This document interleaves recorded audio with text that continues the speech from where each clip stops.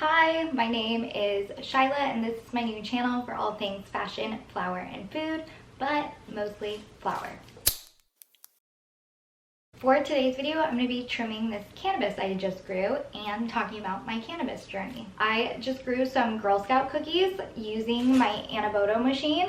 This is my first time. Oh, this is Cleo. She loves to sit with me while I film videos. What was I saying? Annaboto is like a fancy personal grow light. It looks like a lamp. It's turned off right now, but the top part, there's a light, a camera, and a fan. And then you grow the cannabis in this bottom bucket hydroponically, which means in water. There's a little nutrient pod in the bottom, and all you have to do is press the button on the front once a week to cycle the water and the nutrients into the plant. The Annaboto team uses the camera in the top part to monitor the health of your plants, and you can stay connected to it using their app. The app will tell you if it's too hot or humid in the room. It'll show you a view of your own plant as well, and then you can control the lamp schedule. It does need to be on for 18 hours a day, so you have to find a spot in your house where you don't mind light being on 18 hours a day. It was so easy to grow. Literally all you have to do is fill up the water once a week and cycle the water once a week. The Annaboto team was super on it. So the first time I tried to grow, I literally forgot to do the one thing you're supposed to do, which is cycle the water. And so my plant died after like 3 weeks. So then I started a new one, and the first 2 weeks it was looking great. And then by week 3 and 4, it started looking a little yellow. And the Annaboto team told me they thought something was wrong with my nutrient pod. So we went through a bunch of testing and ended up that I just didn't press it all the way in. So make sure you press it all the way in when you're starting a new grow. I am going to start a new grow at the end of this video so you can see the whole process. So because of the little nutrient fuck up in the beginning, my plant didn't come out as big as it was supposed to, but I'm still pretty happy I still got some weed out of it. So today I think all I need to do is trim off all these dry leaves and separate the buds. And then I'm going to lay the buds out on paper bags for 4 days to dry. And then I put them in the Annaboto curing bags that they provide for 2 weeks, and then it will be ready to smoke. So let's get started. Oh wait, before I get started, I'm actually going to smoke a little pre-roll. I just got these 101 THC CBD Blue Dream pre-rolls from Cloud. I couldn't find much info on Cloud, the brand, but I ordered this from Ease, their cannabis delivery service out of California. I think they're out of a few more states too. I'll list them in my edit, but it's just so convenient to get it delivered right to you, and I love that I can just sit at home and look up every single product to make sure I'm getting what I want. And I did. These Blue Dream pre-rolls are like the perfect size for me. I feel like this is a perfect solo sesh size. Blue Dream is one of my favorite strains. It's so good for my anxiety. It doesn't make me paranoid. It doesn't make me self-conscious. It doesn't make me too munchy. I feel like it's just a very balanced strain. And with the CBD content, it's super chill. I feel like it just helps me focus on the task at hand and enjoy it a little bit more. So it seems perfect to smoke before I do this fun little task. One thing I've learned about lighting joints is you want to do it out of your mouth so you're not inhaling the butane, and just kind of spin it around in the flame a couple of times. This is going to get you the most even burn. Although these pre-rolls burn pretty evenly and slowly, which is another reason I really like them. I think while I smoke this, I can talk a little bit about my cannabis journey and what got me into this industry. So growing up, my mom always told me she would rather me smoke weed than drink alcohol, and I did not listen to her. I was a crazy partier from the ages of probably 16 to 21. I have some regrets, but I had a lot of fun too, so whatever, young and dumb. But I did dabble in cannabis a little between those ages. I tried it in high school. It made me way too paranoid. I tried it again in college because I got a kidney infection, and it was the only thing that helped with my nausea and back pain. So I was super grateful to have access to it then, and I guess it kind of made me realize the medicinal purposes of it. At the time, I was living in Colorado, going to school at Boulder. My boyfriend was 21, so he got it for me. All of his friends were big stoners, and it just happened to be on 4/20 too. So it was a very positive experience. But in college, I would really only consume every now and again with my boyfriend mostly and his friends. We would all kind of get high and just watch scary movies, which was really fun. But I couldn't consume very often because it did kind of give me like weed hangovers and made waking up for class the next day a little bit harder and my brain a little bit foggier. So I didn't finish college. I only did 2 years because I was having too much fun. And then I transferred into a graphic design program and got a full-time job. So I was working and getting a certificate for graphic design at the same time. I was not smoking really at all, but once I was done with my certificate program, I made it a mission to get a job in the cannabis industry, just because I thought there was so much cool stuff going on and a big opportunity to bring some tasteful graphic design into the industry. And that's exactly what I did. I got a job as a graphic designer at a small cannabis startup company, and I just loved it. I loved the people I was working with. I just thought it was a super cool time to be in the industry because it was new. We kind of get a say in where we take it, and the company I was working for was doing HR and payroll for cannabis companies, and I thought everything I was learning from them was really interesting. And then unfortunately COVID hit, I got laid off, but I still wanted to keep my foot in the industry a little bit. So I started my Instagram account, SHYSNAPS, to just kind of share all the cute new products I was finding. At the time, I was not seeing very many cool products in person. I went into my first head shop with my boyfriend to get our first bong when we moved in together, and I was like, I don't want any of these. These are all so weirdly shaped, ugly colors, cartoon characters, like so typical stoner. I hated them all. I was kind of embarrassed to have any of them out in my house. So we ended up with like this converted mason jar bong. It was cute, and I kept it out in our kitchen and wasn't embarrassed by it. So that worked, but I was like, there has to be cuter products out there, especially for women, because 1 in 3 women over the ages of 21 now consume cannabis. So I feel like we should be the targeted consumer in this industry, but the media wasn't representing that at the time.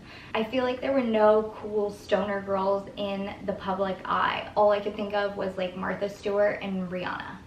I feel like there's a lot more nowadays, but at the time I was like, I'm gonna start this cannabis account to show that you can be a cute, creative, motivated, healthy stoner. And I did this by just creating like trendy, cute reels and just using good photography to show how I use all these products in my life.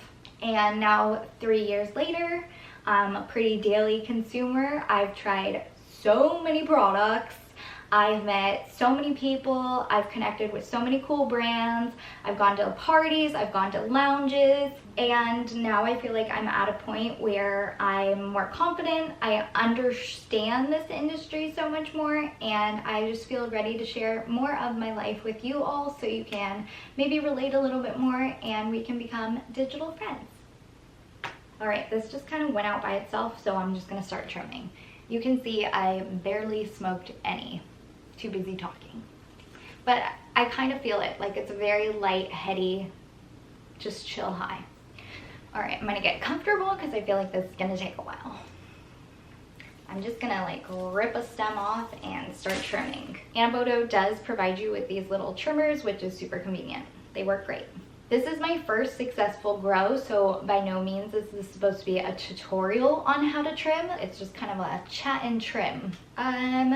Alright, like I said, I've been a daily consumer for the last 3 to 4 years, but lately I've been trying to take more off days and just be more mindful about my consumption. I am now working part-time at a graphic design firm and then part-time doing social media content.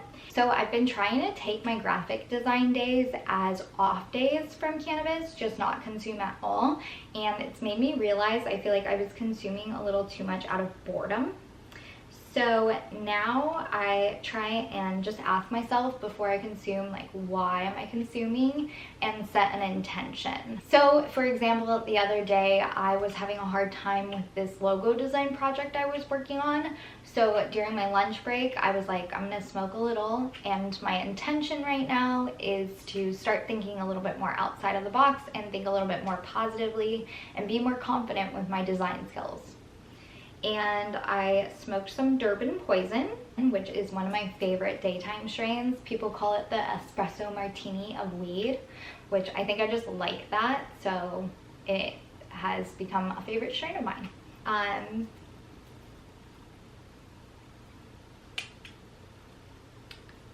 literally just letting all these leaves drop to the floor right now. What was I talking about? Oh yeah, I think setting the intention before you consume helps you stay in that mindset after you consume. So like in that example, if I didn't set the intention to seriously just sit down and work and create this logo, I think I could have maybe gone on Pinterest to look for inspiration and ended up scrolling for a while. So yeah, setting intentions, just being more mindful about when I'm consuming, and then also, I've decreased my consumption because I feel like I have developed a little bit of CHS, which is cannabis hyper something syndrome. I can't remember, sorry. Which is pretty much when you kind of develop like an allergy to cannabis. It really upsets people's stomach, and a lot of people have to go cold turkey and just totally quit. I don't think I have it that bad because I can still smoke flower totally fine. But whenever I consume any concentrates, my stomach instantly gets upset, and it's not like I feel pukey, it's like more crampy, and I know it's because of the concentrate. So I've completely cut concentrates out. I also think they're just too convenient, and the high potency can be hard to control. I don't know very much about CHS, I'm still learning about that, but Alice Moon is a really good resource. There's definitely still a lot of research that needs to be done in that field. With that being said, I think it's also still fine to like consume cannabis at the end of your day if you've had a really productive day. I don't think you really need to set an intention for that other than, I had a productive day, I'm gonna smoke some weed and chill the fuck out and eat something yummy. Like, we all deserve that time too. I'm also working on being more mindful about who I buy my product from. Now that the industry is getting so much more popular, there's a lot of people who are coming in from other industries with their big money and just starting companies because they see a space to make profit. And I think that's really unfair because a lot of people have been in this industry for decades and have so much knowledge and passion about what they're doing, but they've been fucked over by the system for so long that they usually don't have the funds that all these big corporations are coming in with. So I definitely want to support legacy growers who have paved the way for us to have this legal industry. And that's because they're more passionate and because they know what the fuck they're doing. They know good weed, they're kind to their plants, they prioritize sustainability and regenerative organic farming practices, and that is so important. I've learned so much about the importance of specifically sun-grown flower. I prefer sun-grown flower because I feel like that's the way nature intended for it to grow. It has a smaller carbon footprint than indoor grows because you don't need as much electricity. The plants usually have a larger terpene profile, so the weed is just better. And it's better for the environment around it. It's also better for you because these farmers usually don't use pesticides or any chemicals in the process. I actually really enjoy trimming this. It's like kind of meditative. It's kind of like an art. I think it would be more fun if I had bigger buds because then you really get to like trim them and make them look pretty. I've been trying to learn more about like how to judge cannabis and how to tell good bud from bad bud. And one of the tips I saw was to look at how the bud is trimmed and just see if you like it, because it is kind of an art and different people trim different ways. So I hope I develop my own trimming style soon. Alright, I still have so much left to do, but my camera is about to die, so I want to take you through the replanting process really quick. Okay, first things first, let's plug it in. Okay, you can see this light went on. I just got this box from them. It should have a new nutrient pod and a new seed in it. Here is the nutrient pod. And then this is the little soil pod. And then my new seed. I'm going to be growing some Blue Dream this time, which I'm psyched about because Blue Dream is my favorite. This seed is from North Atlantic Seed Company. It's in this little container.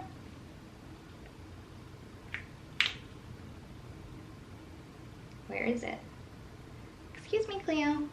Little seeds. Okay, my camera ended up dying, so while it was charging, I took a call with the founder of Annaboto, actually, and he was super cool, super nice. Has a great story about how he got into building these machines. You should go check out their pages to learn more about him. But he said some interesting things. So they've only been in business for a year, but they've had a lot of people testing out the machines. There's one guy who's on his 16th grow with them, and he just said this guy is doing the coolest things, like shaping his plants and everything. He's the level 3 grower. I'm a level 1 grower. My first grow, I kind of just sat back and watched it grow. I did an initial topping and then I kind of didn't really touch it. So this grow, I want to be a little bit more hands-on. I just told that to him, and they're implementing some new updates, so it should help me be a little bit more hands-on. You're going to get emails from your plant with updates, so that's going to be super cool.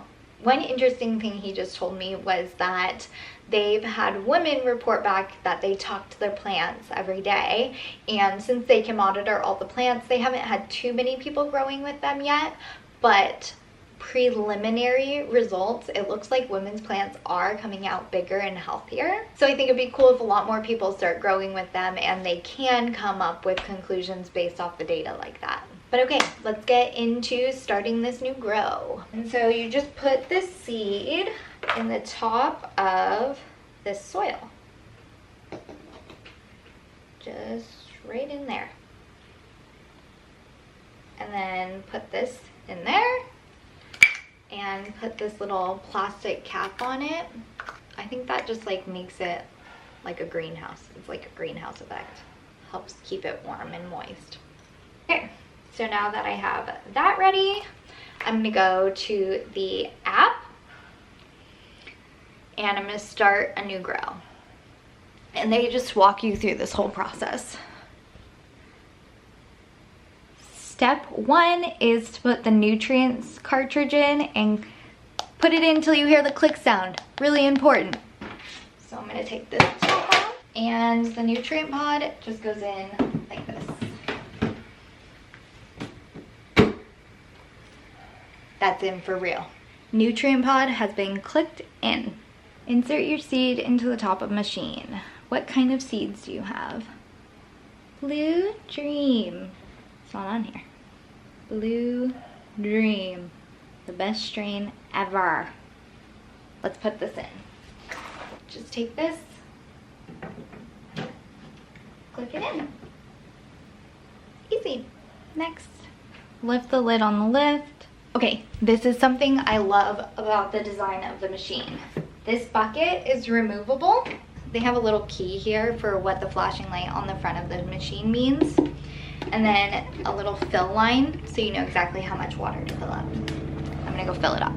Okay, so then you just take this water and you lift this lid. This side doesn't come out, but you can just pour the water in here. Perfect. Done. Ready, set, grow. Push the flashing green button on the front of your machine firmly to initiate the grow. Let's grow. And then you can see your plant. Here's the view of it. Here's the temperature and humidity stats, the state of your grow, the freshness of your water. You can snooze the light. You can control the light schedule. You can add a boost or a fan. I just keep the fan on auto. I've never done boost. I don't know what that means. And so that's it. So now I just push this.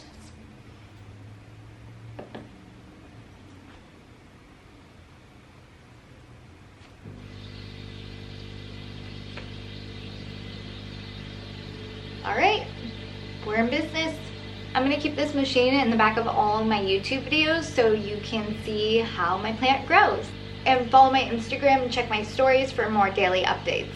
It grows so quick. Like, this will be sprouted in the next 3 days. Cleo. It's a 90-day process from start to finish, like starting the seed to being able to smoke it. So it goes really quick.